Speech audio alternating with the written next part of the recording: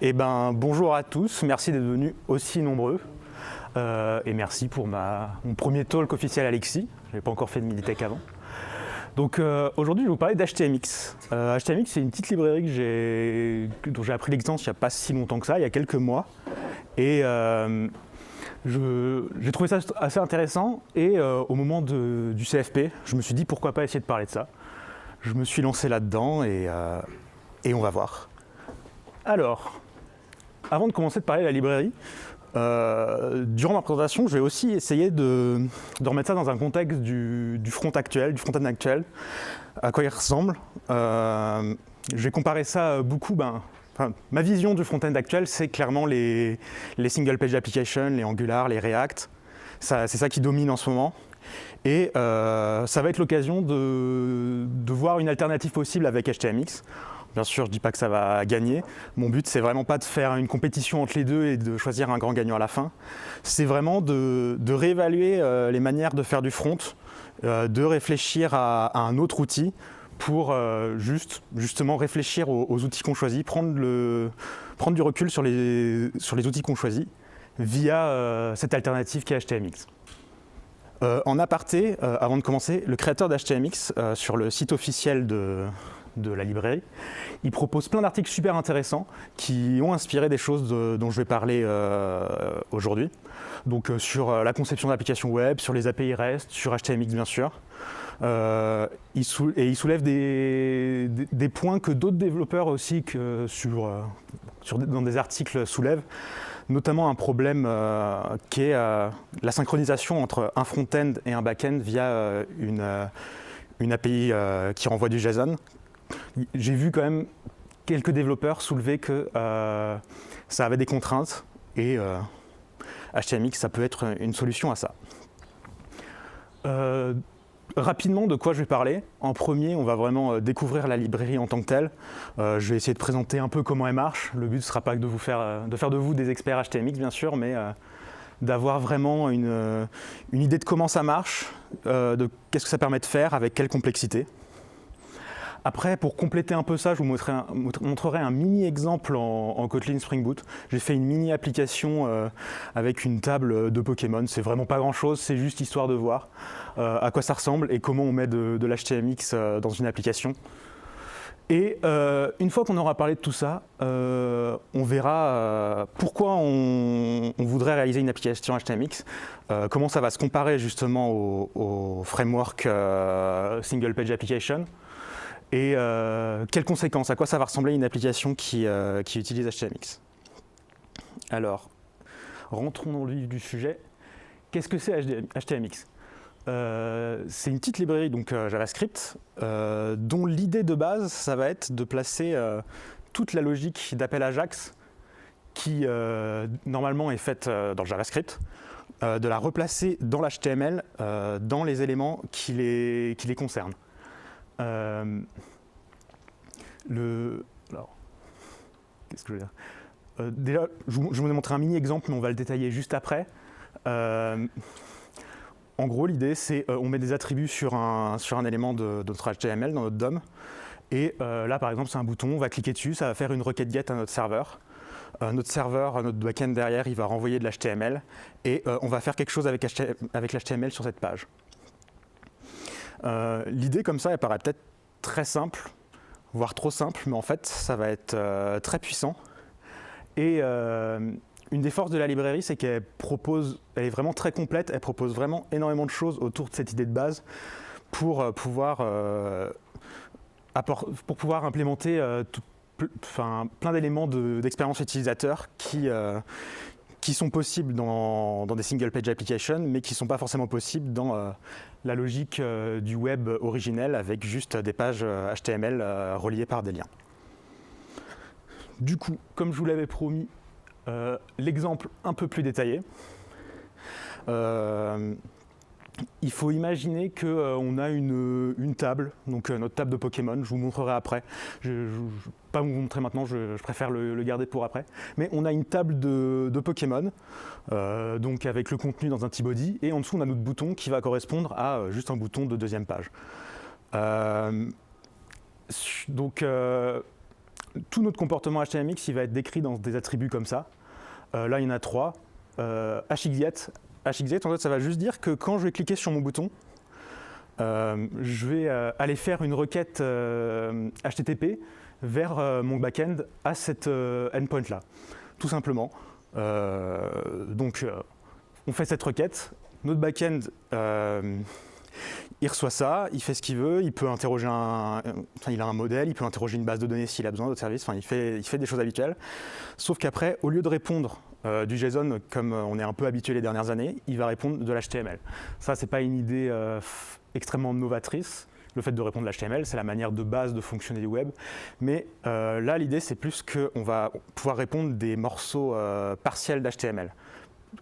Donc là, l'idée, par exemple, ça va être de renvoyer uniquement le morceau qui va correspondre à notre deuxième page de Pokémon. Et donc, HTMX, il reçoit cette réponse-là, et avec les 2 autres attributs, HXTarget, ça va lui permettre de dire cible l'élément qui a cet ID-là, et HXSwap, c'est juste, je vais rentrer dans les détails après de comment ça fonctionne un petit peu, mais l'idée là, juste, ça va être remplacer l'élément en entier. Et donc, juste avec ces 3 attributs-là, on arrive à décrire ce comportement de changer le contenu de notre table sans recharger une page en entier. Donc, du comportement type Single Page Application, mais dans un esprit un peu plus back-end qui renvoie de l'HTML. Avant de rentrer dans plus de détails, HTMX, ça veut juste dire HTML Extended. Pourquoi? Parce que l'HTML originel, il avait plein de bonnes idées. C'est le fait d'avoir des pages et donc de la donnée, mais avec des liens aussi, et donc que les données et la manière d'interagir avec sont au même endroit dans l'HTML.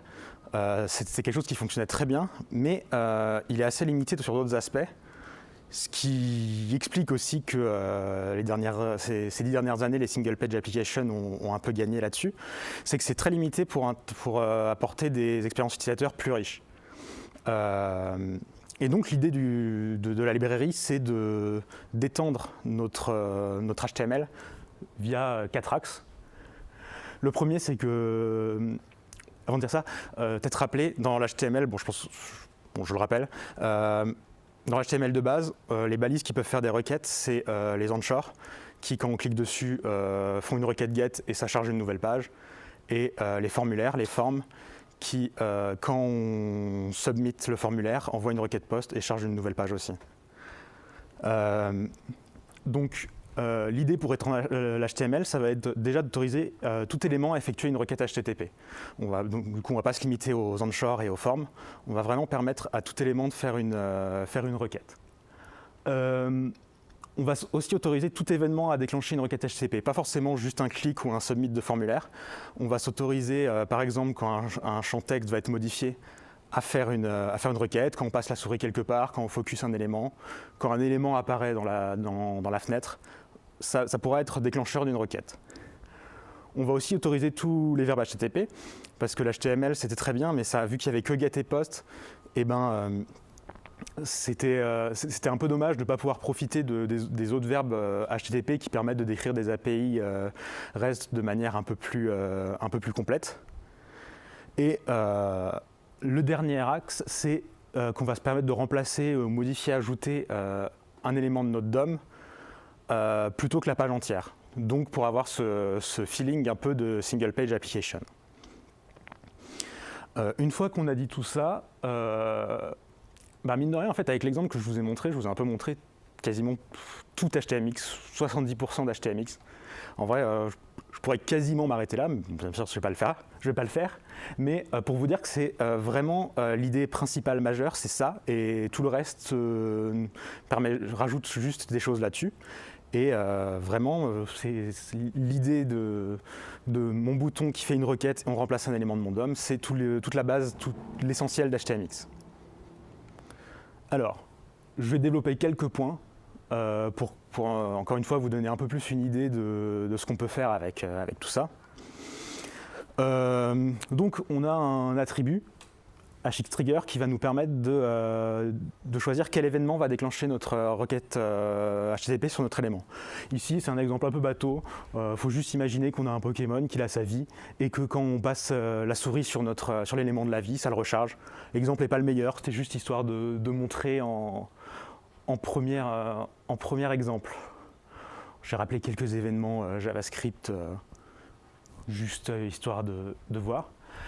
Un des autres intérêts de la librairie, c'est qu'on va pouvoir mettre un ou plusieurs modificateurs sur nos événements déclencheurs.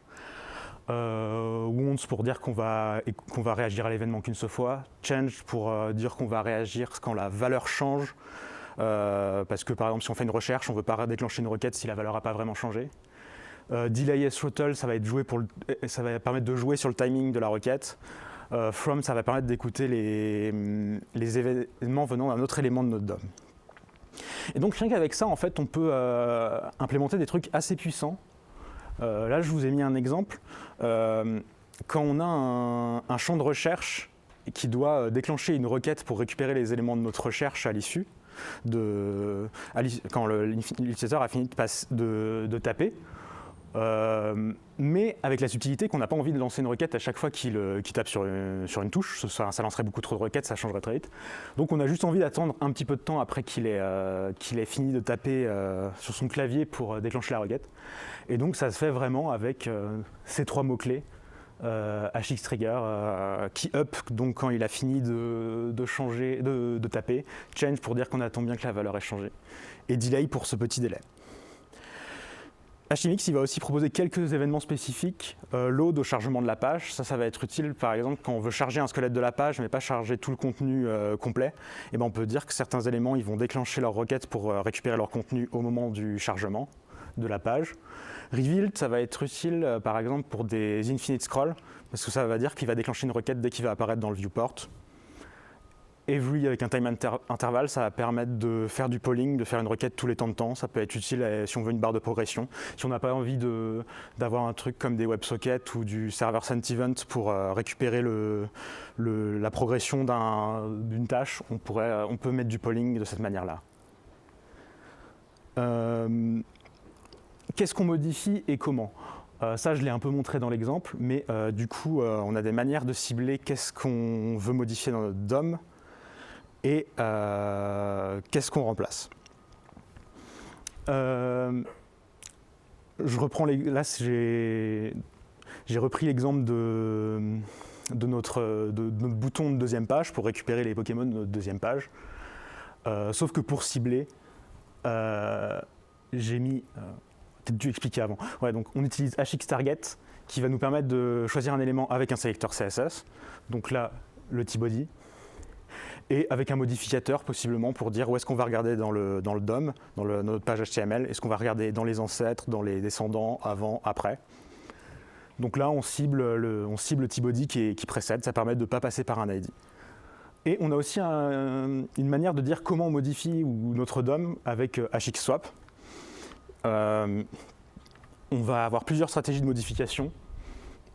Inner HTML, c'est la stratégie de base, on vient remplacer ce qui est à l'intérieur de l'élément. Outer HTML, l'élément en entier, c'est ce qu'on a utilisé ici. Before begin, before end, after end, c'est pour rajouter du contenu avant notre élément, après, à l'intérieur au début, à l'intérieur à la fin. Delete, on ignore la réponse de notre back-end et on supprime. None, on fait rien. Ça peut, je ne vais pas rentrer dans les détails, mais none, ça peut servir si on veut remplacer plusieurs éléments dans notre page. Donc, encore une fois, l'idée des deux dernières pages, c'est pas que vous reteniez tout, c'est pas que vous sachiez faire tout ça après. C'est plus vous donner un aperçu des possibilités que nous offre la librairie et comment on fait un peu des choses avec. Et je redétaillerai ça en vous montrant un peu d'exemples après. Là, avec tout ce que je vous ai décrit, je ne vous ai pas montré comment on pouvait envoyer des paramètres à notre requête. Parce que là, pour l'instant, je vous ai juste décrit comment on faisait des requêtes simplement, mais c'est important forcément de pouvoir mettre des paramètres, réagir à des inputs, etc. De base, si on a un objet de notre DOM qui est qui a une valeur du type un champ d'input qui est texte. Il va envoyer, quand on va faire une requête avec lui, sa valeur en query param. Et si on veut envoyer plusieurs paramètres, parce qu'avec cette solution-là, on peut envoyer qu'un seul paramètre, la solution la plus simple, c'est d'utiliser un formulaire. Donc ça, c'est un peu la manière de faire originelle du web. Quand on veut envoyer plusieurs paramètres via de l'HTML sans rien d'autre, on utilise un formulaire. Donc vraiment, un formulaire dans sa variante, juste on a des inputs à l'intérieur, on a un bouton pour submit notre formulaire à l'intérieur. Et quand on va envoyer une requête avec notre bouton là, ça va joindre tout ça. Alors du coup, ça va joindre notre requête avec un body qui est celui d'un formulaire, donc pas de JSON. Vraiment, on retourne un peu sur la manière de faire historique des pages web, de l'HTML à l'origine. C'est pas toujours suffisant parce qu'il peut y avoir quelques cas particuliers. Par exemple, dans une table, on ne peut pas mettre de formulaire. Donc, il y a quelques attributs pour jouer là-dessus, hxinclude. Je ne rentre pas dans les détails, c'est juste histoire de vous dire qu'il y a des solutions quand on a des besoins un peu plus particuliers. On peut même évaluer des paramètres avec le JavaScript avec un attribut hxvals. Donc, il y a moyen de relier l'HTMX au JavaScript. Ce n'est pas un monde clos qui vit que dans son univers, l'HTMX. Ça peut se relier ça peut se relier au JavaScript via notamment cette manière-là. Mais il y a d'autres manières de faire ça. Il y a beaucoup de choses dans l'HTMX, beaucoup trop pour que je vous raconte tout. Mais j'avais quand même envie de vous faire un petit tour rapide de quelques autres choses, histoire de vous montrer ce qui est possible de faire. Il y a une possibilité de gérer un historique des pages. En gros, il va juste prendre le contenu de notre page et le stocker dans le local storage et relier ça et associer ça à une URL. Ça se fait assez simplement. Il y a moyen de jouer avec des classes CSS pour afficher des éléments d'attente comme des spinners quand on fait notre requête, pour afficher un petit spinner. Il y a moyen de jouer aussi avec des transitions, des animations quand l'HTML arrive sur notre page, histoire de ne pas juste l'afficher d'un coup. Il y a moyen de faire des choses avec ça. Je ne me suis pas trop renseigné là-dessus parce que j'ai pas trop eu le temps de voir tout ce que la librairie proposait. Mais il y a possibilité de faire ça. Il y a un support des WebSockets et des serveurs sent events.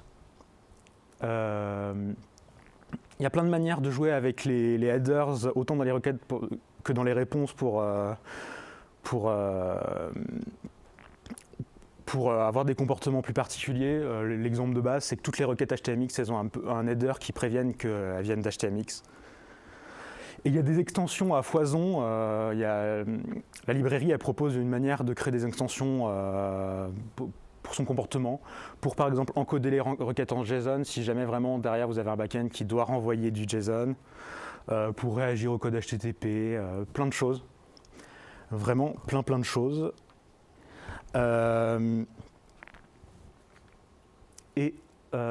Pour finir sur cette partie, qui est un peu chargée, j'en ai conscience, hein, j'ai pas mal montré la librairie.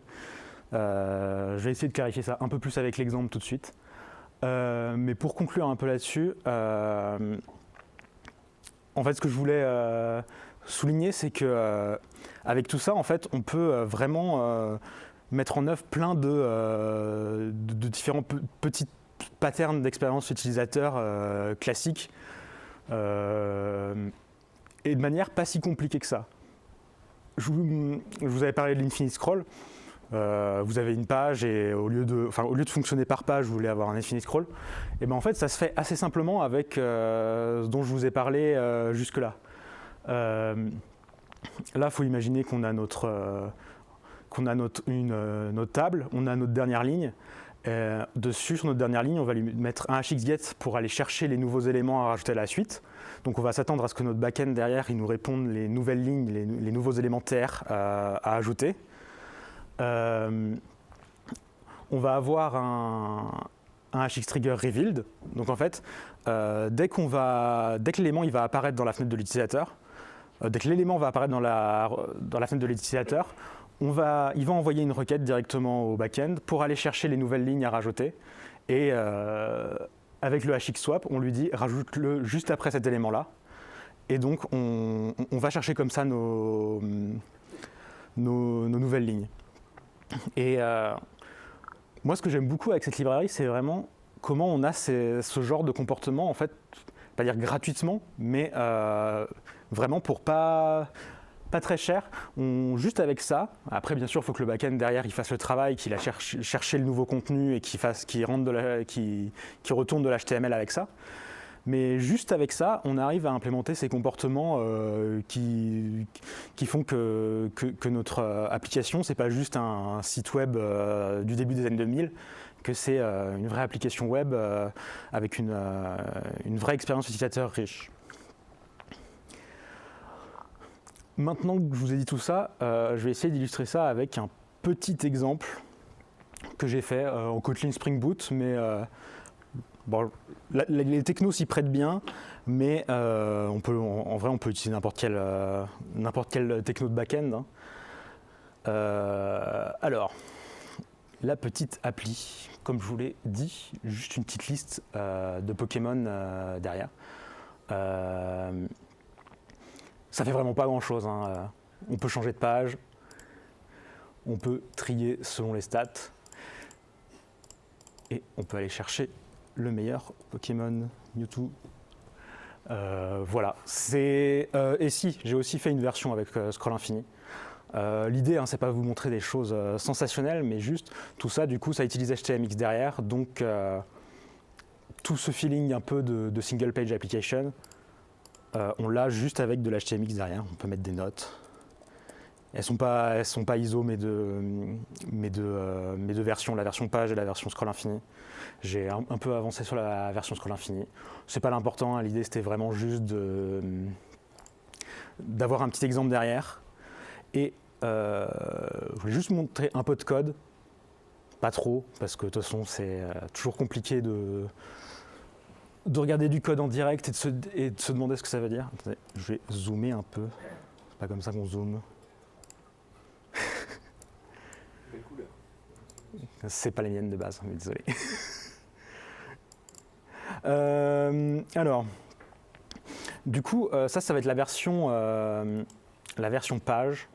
Je vais juste montrer le contrôleur et un peu d'HTML derrière, pas tout évidemment. Je vais virer ça. C'est essentiellement tout le comportement de la page avec le tri, la sélection des pages, la recherche. C'est uniquement cette requête-là.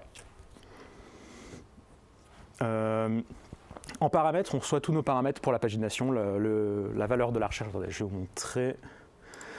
On a la valeur de la recherche, le nombre de pages, les infos de tri par rapport à une statistique. On a des headers qui viennent d'HTMX pour savoir qu'est-ce qu'on fait avec la réponse.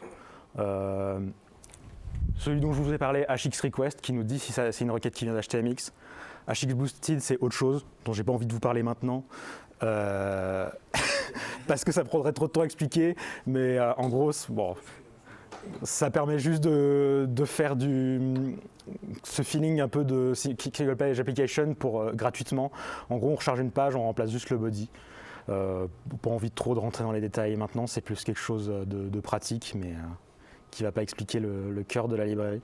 Donc, à partir de nos paramètres de pagination, on calcule juste notre modèle. Donc notre modèle, il va contenir notre liste de Pokémon, le nombre total d'éléments qu'on a besoin pour afficher les pages, le nombre de pages, etc. Et ensuite, il faut envoyer de l'HTML. Moi là, j'ai fait le choix d'utiliser des templates plutôt que le DSL Kotlin.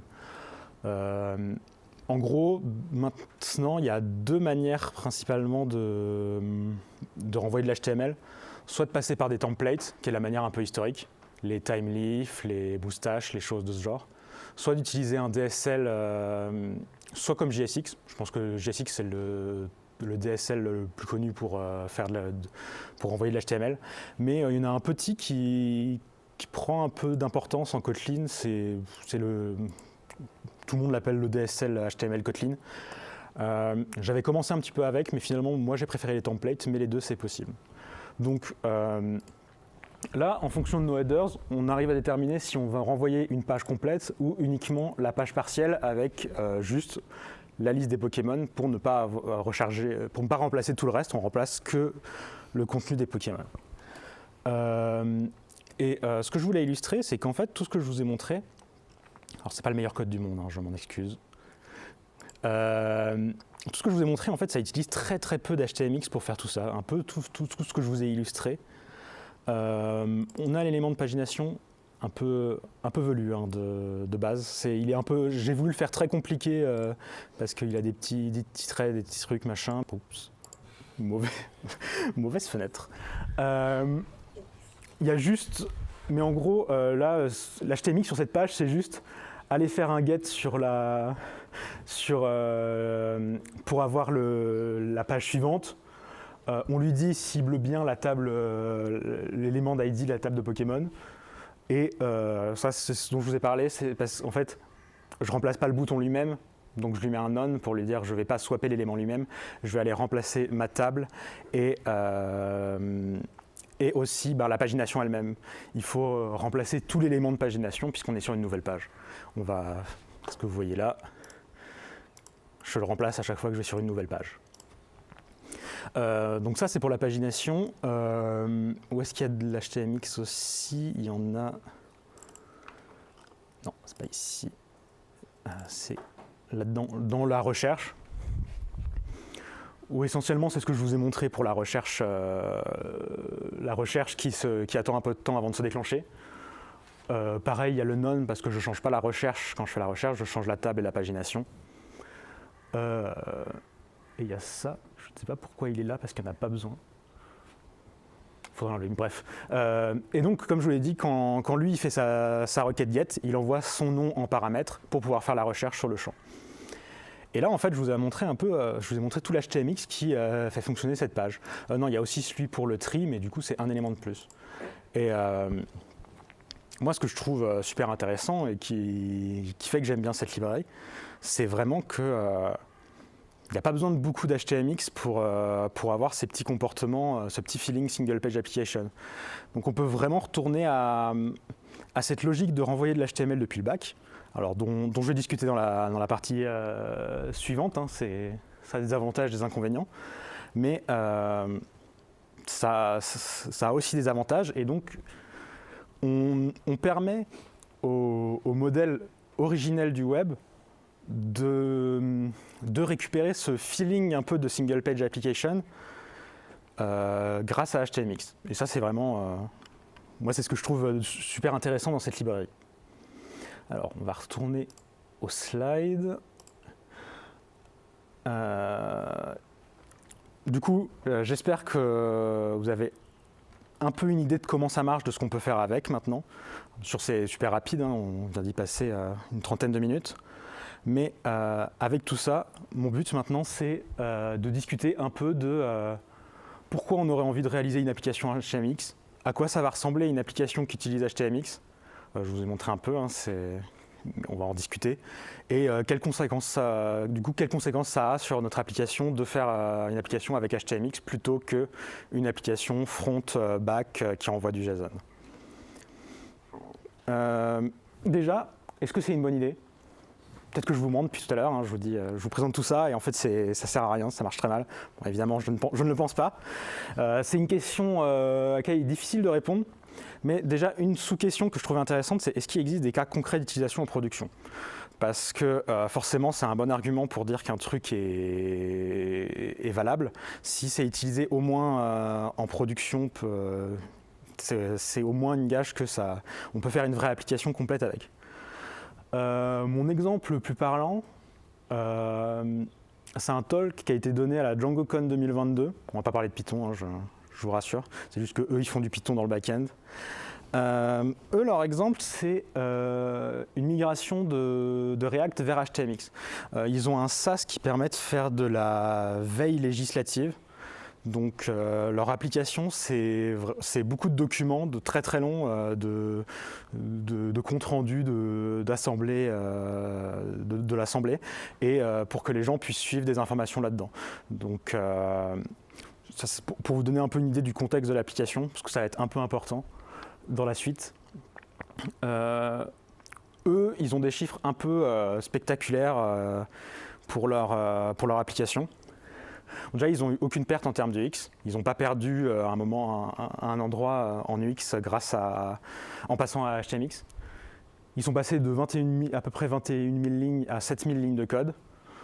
Ils ont réduit leur dépendance JS de 150 à 9. Et aussi, quand l'utilisateur arrive sur la page en premier, ils sont passés d'un chargement de 2,6 secondes à 1,2 secondes. En marge de ça, ils sont aussi, il n'y a pas que des changements quantifiables comme ça, mais à la base, ils avaient une équipe de 2 devs un dev full stack, 2 devs back-end et un dev front-end, avec des frontières assez bien définies. Et depuis qu'ils ont fait ce changement-là, tout le monde s'est mis à être un peu full stack, alors pas forcément au même niveau, mais tout le monde s'est mis à toucher un peu à tout. Les frontières sont beaucoup moins nettes entre les différentes composantes.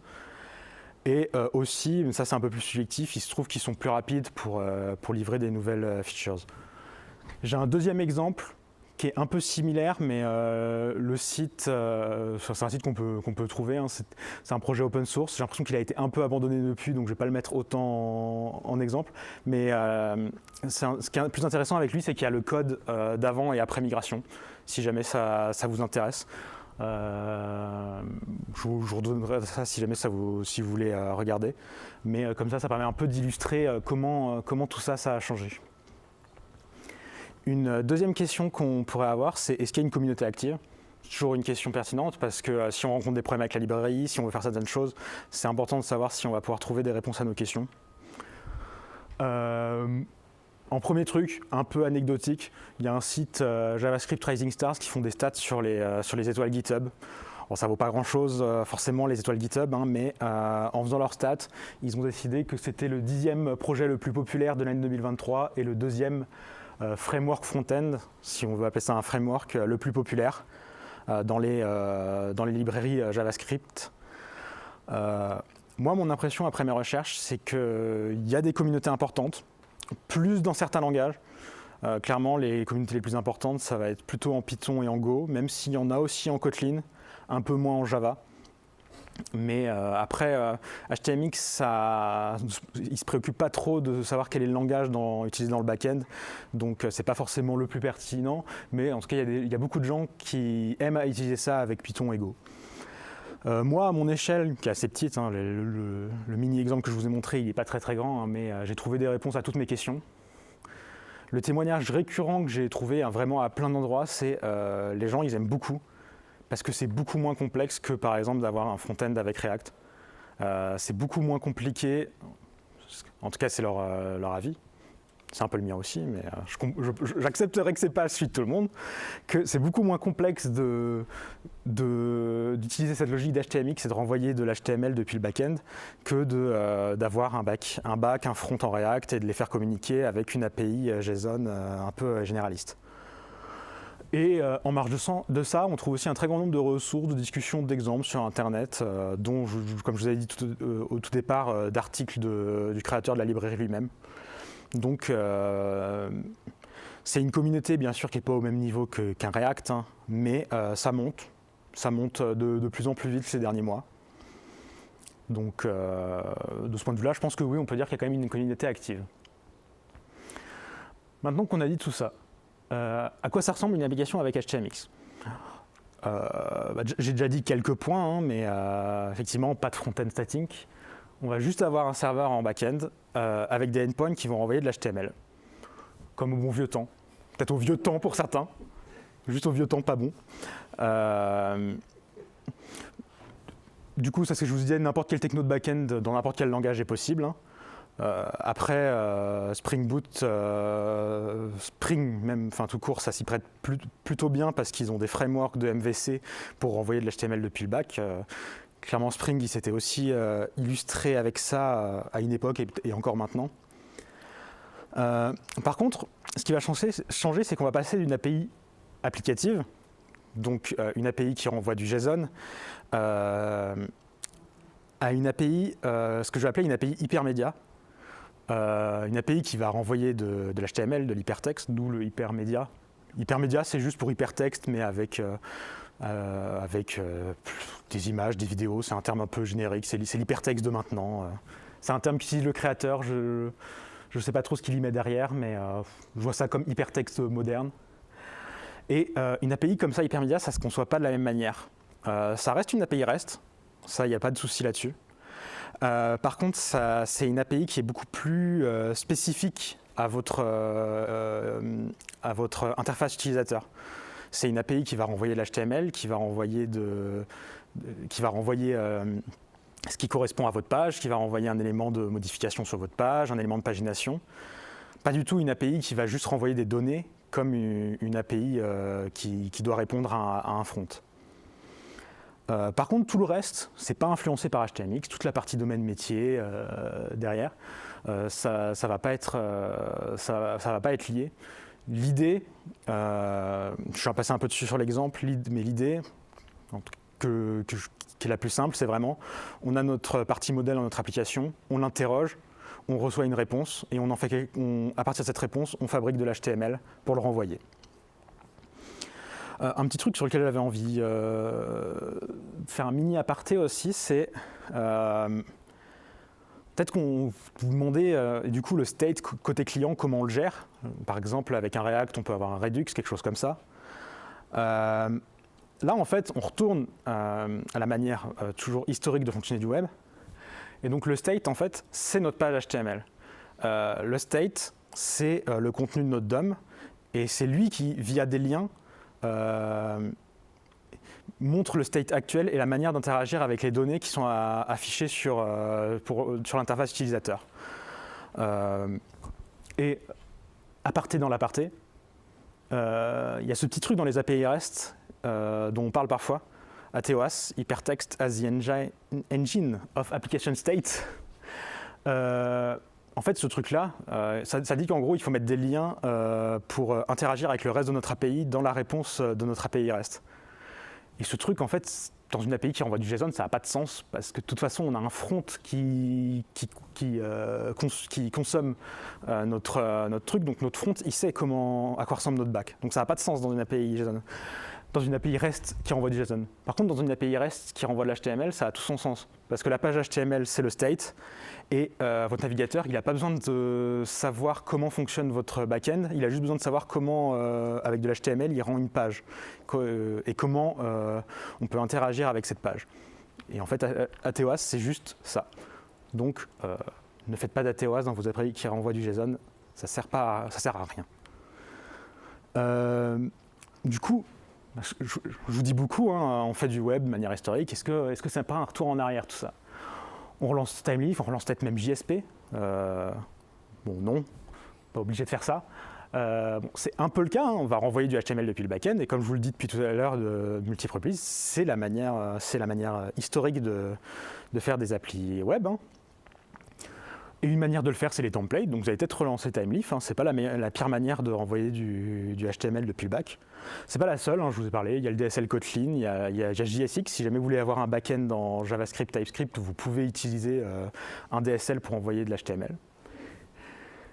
Et moi, mon avis là-dessus, c'est qu'il y a des avantages à retourner à ce point de vue du passé, hein, d'ATOAS, que notre page web, ce soit le state côté client, parce que c'est beaucoup plus simple. Nos applications, elles vont être beaucoup moins complexes quand elles vont utiliser ça.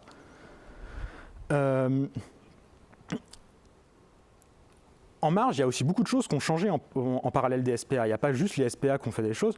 Il y a des choses qui ont changé dans les applications web.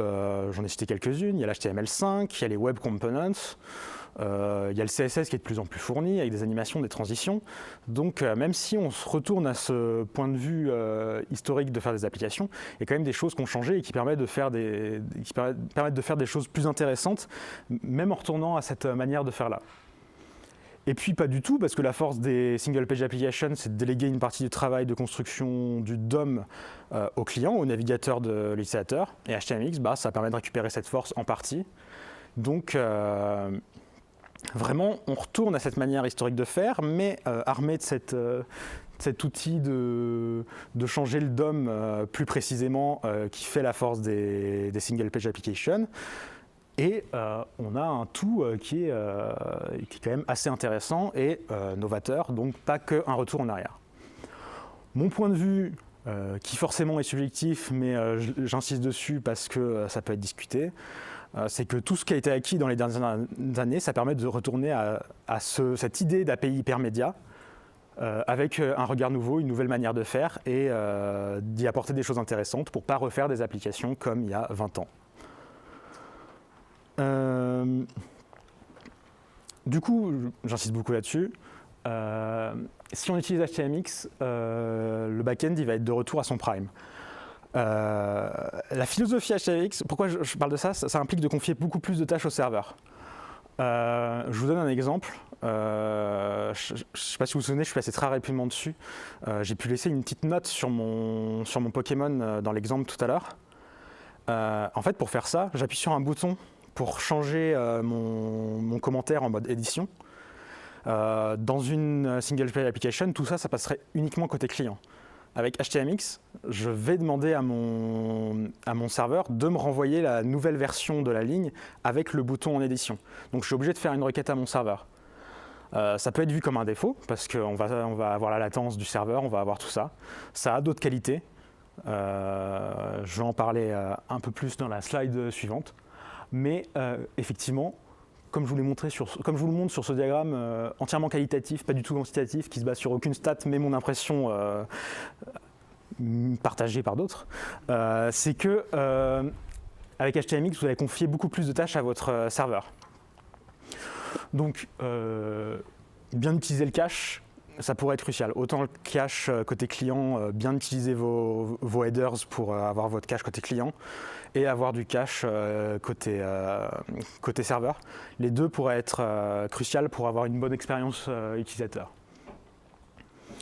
Mais ce que vous voyez sur ce diagramme, c'est qu'il y a quand même une petite partie ici qui reste rouge, parce qu'il y a des comportements qui va être préférable de garder client, ou même que vous n'allez pas avoir le choix de garder client.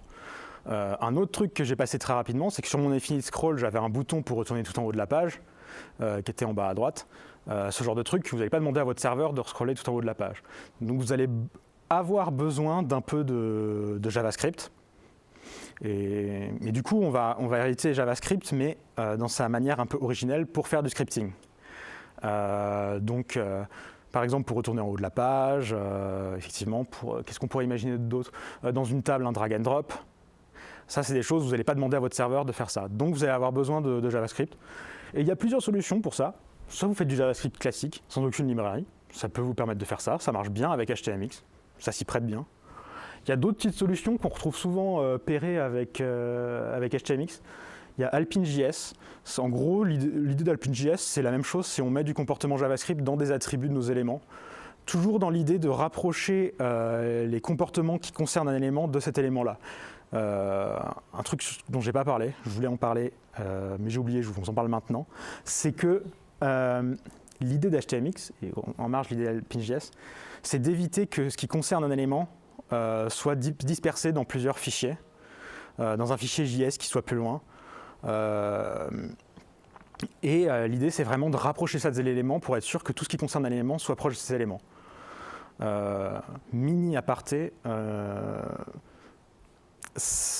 il va y avoir un peu un conflit entre la separation of concerns et donc le fait de séparer les choses différentes, la logique, l'HTML, du coup l'HTML, CSS, JS, et le fait de rassembler tout au même endroit pour que ce soit proche. Ça va rentrer en conflit.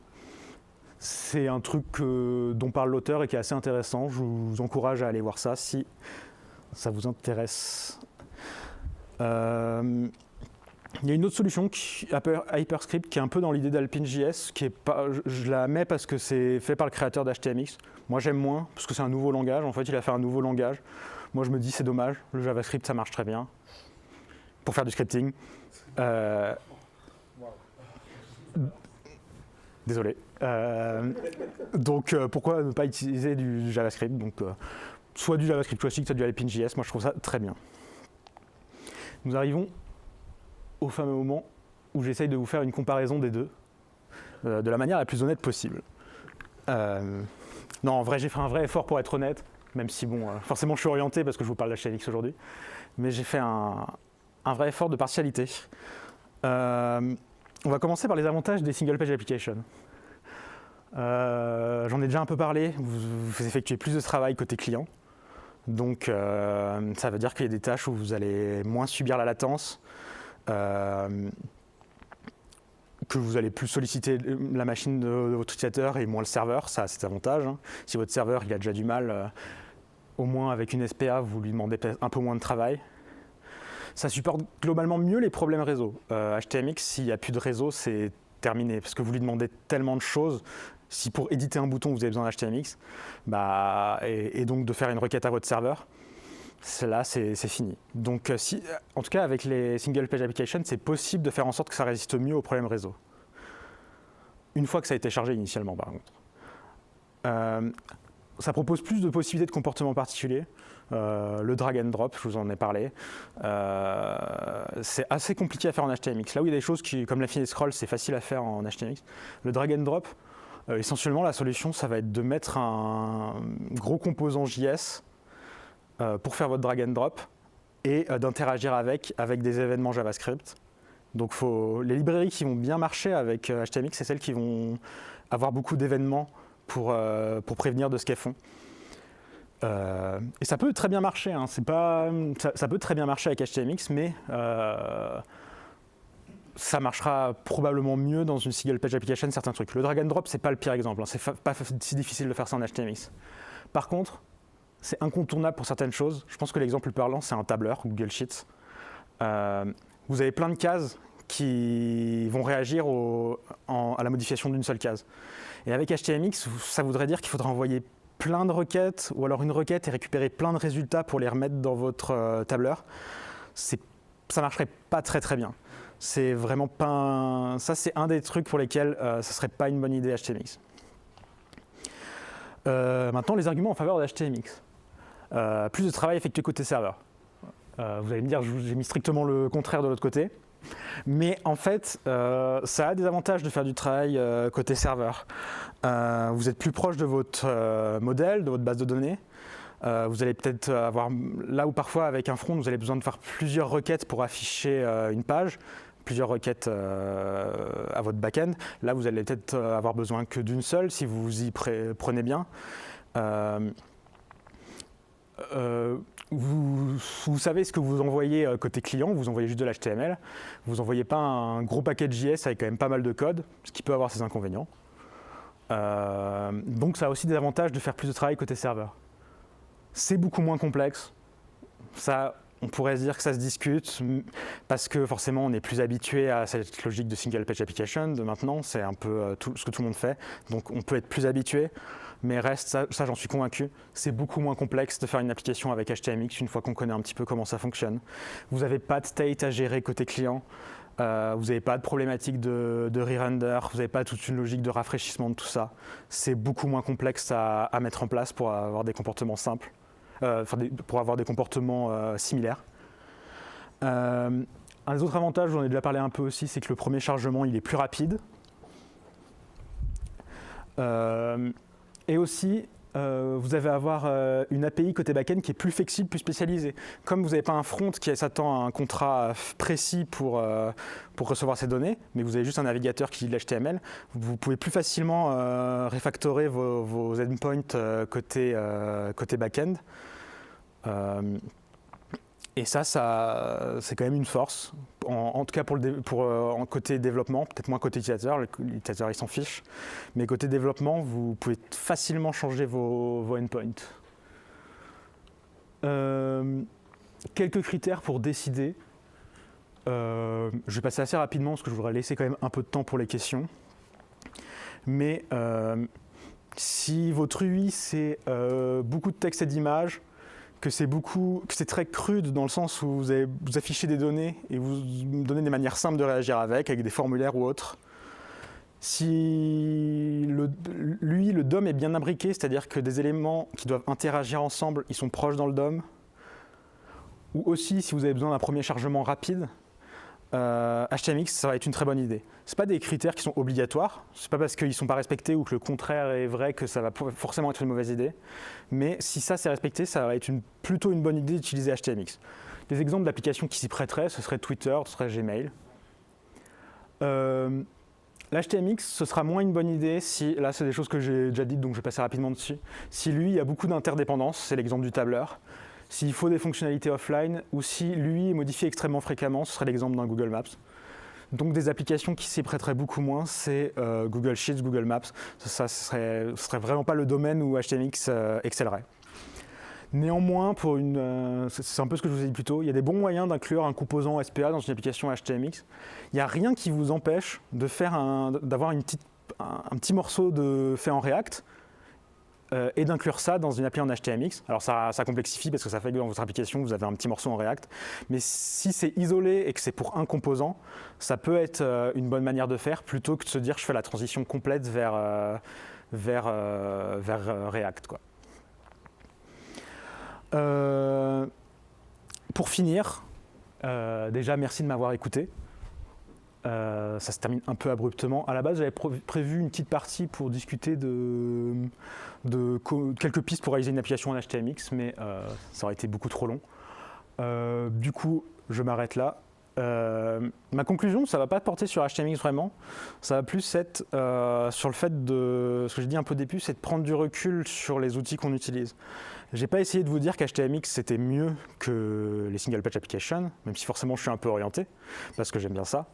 Mais ma conclusion, c'est plus réfléchissez au choix des outils que vous faites. Parce que les différentes technos qu'on a, c'est des outils, c'est pas des vocations, c'est pas des religions. C'est vraiment des outils, donc il faut les voir comme des outils. Pour certaines tâches, il y a des meilleurs outils. Et moi, mon avis, c'est que pour certaines tâches, HTMX, c'est un meilleur outil que les single page applications. Mais ce ne sera peut-être pas votre conclusion, mais juste prenez le temps de réfléchir à ça, à ces choix et à quel choix vous voulez faire quand vous lancez un projet. Merci.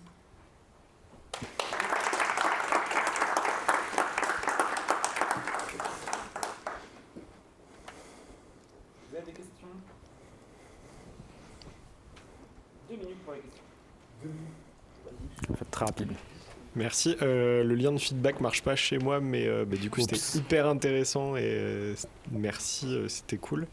En termes de robustesse, testing, etc., des endpoints qui renvoient tes templates, c'est faisable, c'est intéressant, Est-ce que tu as essayé de faire quoi? De tester en fait la réponse de ton API quelque part. Je voulais parler des tests aussi dans la partie quelques pistes. C'est faisable, mais en fait, si tu testes le résultat de tes templates, tu testes pas le côté HTMX. Tu testes que le résultat de tes templates. C'est important de faire ça, mais ce sera pas suffisant. Mais oui, c'est faisable. Hein, j'en ai pas écrit moi-même, mais j'ai quand même réfléchi à ça. Oui, c'est possible d'écrire ça parce que tu as des données en entrée et tu veux vérifier qu'avec ces données en entrée, tu produis bien un certain HTML et pas un autre. Donc oui, c'est pertinent d'écrire des tests unitaires pour les templates. Ok, mais tu testeras pas HTMX, quoi. Il faut faire du faut faire forcément un truc d'utile playwright. Ouais. Okay. Ça, c'est un truc à prendre en compte. Si tu veux tester l'HTMX, il te faut un navigateur, il te faut un truc comme playwright. Ok, merci. Merci. Je voulais savoir, est-ce que tu as creusé un peu la question des frameworks de composants, enfin type genre pour Vue, Justify ou Material pour Angular par exemple? Les web components? Plutôt, par exemple tu veux un input un peu riche, est-ce que tu as des libs HTMX qui permettent de faire ça ou pas du tout? En fait, ça va pas être une lib HTMX qui va te donner ça, c'est plus justement un truc du style web component. Ok. Je me suis un peu renseigné dessus. T'as le même problème que pour les single page applications, c'est qu'en fait, Pour moi, ça marche de la même manière. Il y en a un peu moins forcément parce que c'est moins populaire, mais il y en a des librairies de web components. Mais tu as ce problème que c'est difficile à customiser généralement. Tu rentres dans tu fais le choix et tu es un peu obligé de t'y conformer. Mais c'est tout à fait possible d'avoir un truc comme ça. Et du moment qu'il a des événements, ça va bien marcher. Le côté que la librairie lance des événements, ça va bien marcher. Ça va bien aider à bien marcher avec HTMX. Merci. C'est bon? Ouais, Je vais pas poser de questions après. ouais. Merci Rolf. Merci Harold. Question de la